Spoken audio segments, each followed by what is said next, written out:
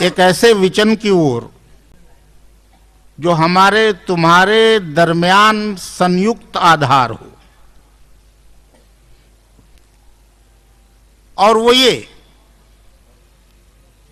कि हम सिर्फ एक ईश्वर की, एक अल्लाह की पूजा करें, उसके साथ किसी को साझी न बनाएं, शरीक न ठहराएं, और कोई किसी को ईश्वर के स्थान पर खड़ा न करे। एकम एवं अद्वितीयम, उसी से प्रार्थना, उसी से दुआ, उसी की भक्ति, उसी का ज्ञान और उसी से निष्काम कर्म की भावनाएं मांगना, यह हमारा कर्तव्य हो।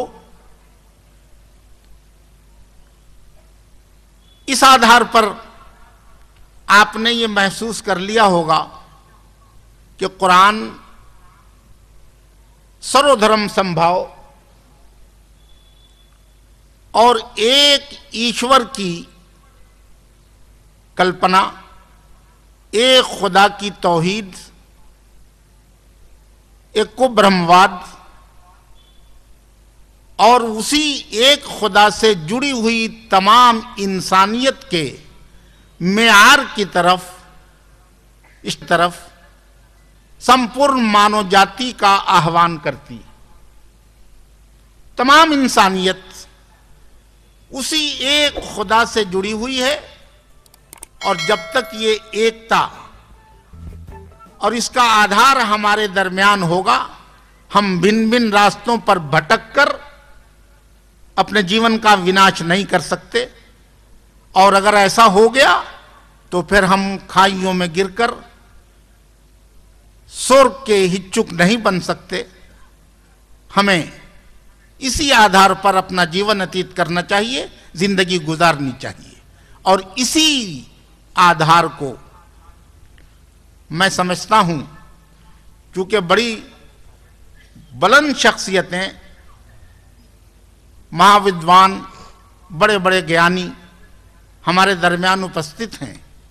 मैं ये बता देना चाहता हूं कि धर्म क्या चीज है, आखिर कहां से आता है।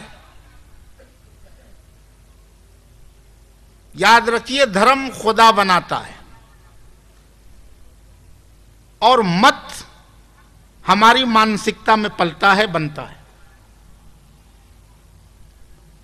हम लोग इस अंतर को नहीं समझते, बस वहीं से रास्ते अलग अलग होने लगते हैं।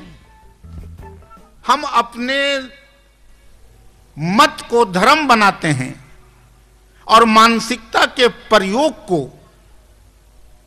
जब धर्म पर लादते हैं तो फिर हमारे दरमियान भिन्नता शुरू होती है।